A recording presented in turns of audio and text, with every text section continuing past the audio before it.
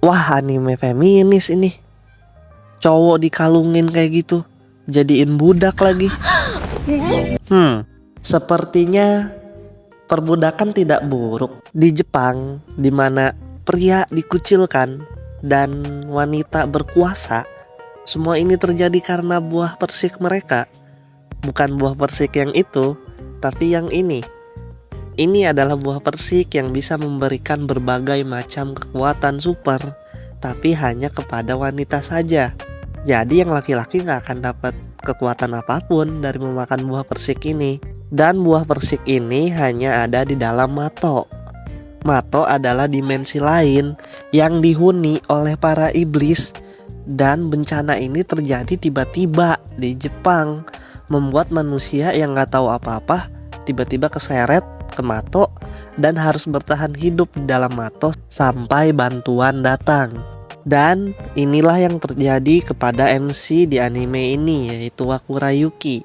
Di saat dia sedang memikirkan bagaimana masa depannya, tiba-tiba bencana Mato terjadi dan dia terseret ke dalam Mato.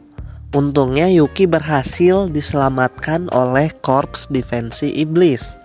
Lebih tepatnya dia diselamatkan oleh ketua skuad 7, yaitu Uzen Kyoka. Kyoka itu mempunyai kekuatan untuk memperkuat iblis yang dijadikan budak olehnya. Dan selama ini Kyoka hanya memakai kekuatannya kepada iblis yang ada di Mato. Gak pernah tuh dia memakai kekuatannya kepada manusia. Tapi di saat menyelamatkan Yuki dan mereka terdesak oleh keadaan, Kyoka mencoba melakukan hal yang belum pernah dia lakukan, yaitu memperbudak Yuki. Yuki yang punya keinginan untuk menjadi orang yang berguna, akhirnya mengiyakan permintaan Kyoka.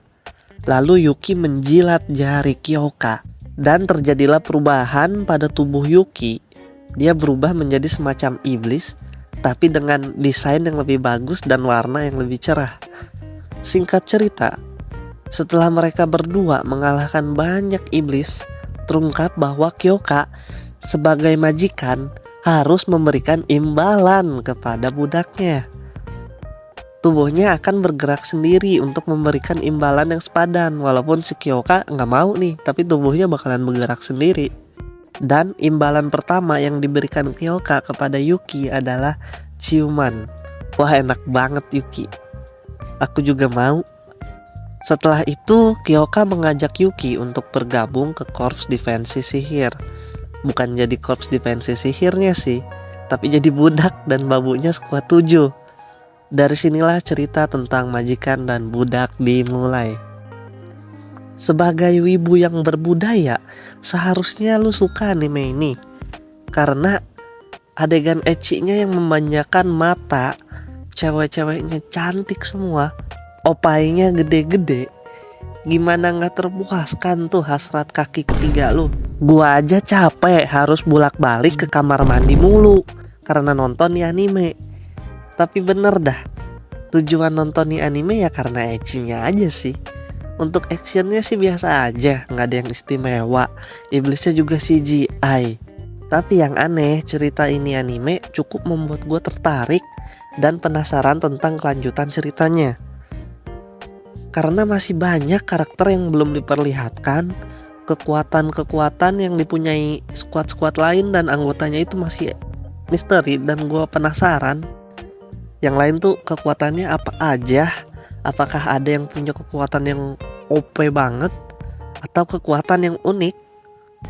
Dan sebenarnya siapakah musuh Korps Defensi Iblis yang sebenarnya? Itu yang ngebuat gue penasaran. Soalnya kan para petinggi Korps Defensi Iblis juga cukup mencurigakan. Untuk karakter di anime ini sih lumayan unik. Karakter favorit gue adalah, bukan karakter favorit sih, tapi waifu sih lebih tepatnya. Waifu gue adalah Kyoka, Tenka, dan Naon. Kyoka itu cantik banget, bodinya bagus, terus dia itu tegas dan elegan, tapi jadi imut kalau lagi malu-malu.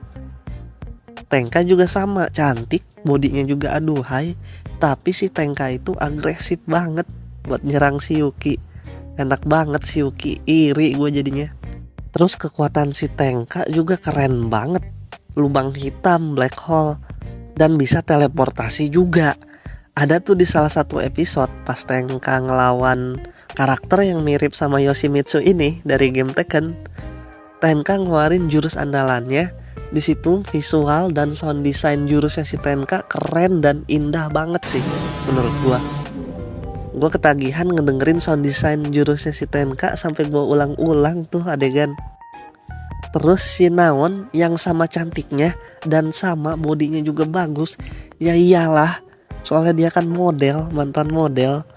Menggoda banget sih si Naon ini. Terus untuk karakter yang lain mungkin yang unik sih si Sushio tuh. Karena kekuatan dia kan bisa memperbesar dan memperkecil tubuhnya. Si Yuki aja dipantatin sama si Susu yang memperbesar tubuhnya dan dijepit dadanya juga lagi. Itu kayak gimana ya rasanya? Pengen nyoba jadinya. Nah pas si Susu ini berubah jadi besar, perubahannya tuh mirip kayak Ultraman. Udah gitu dia setiap menyerang musuh selalu teriak. Udah kayak Ultraman lah pokoknya. Kalau lu suka anime ecchi kayak High School DxD atau anime ecchi lainnya yang pernah lu tonton, lu pasti juga suka sama nih anime. Karena adegan ecchi di anime ini tuh bagus. Selama ini kita diajarkan bahwa perbudakan adalah perbuatan yang jahat dan gak bermoral. Tapi di anime ini perbudakan itu sepertinya menyenangkan dan memuaskan kaki ketiga lu. Oke lah, segitu aja pembahasan gua tentang anime Matosehei no Slave. Menurut lu gimana? Apakah lu suka sama nih anime? Boleh tulis di kolom komentar. Kalau lu suka video ini ya di like. Kalau lu pengen lihat konten gua lainnya ya di subscribe. Bye.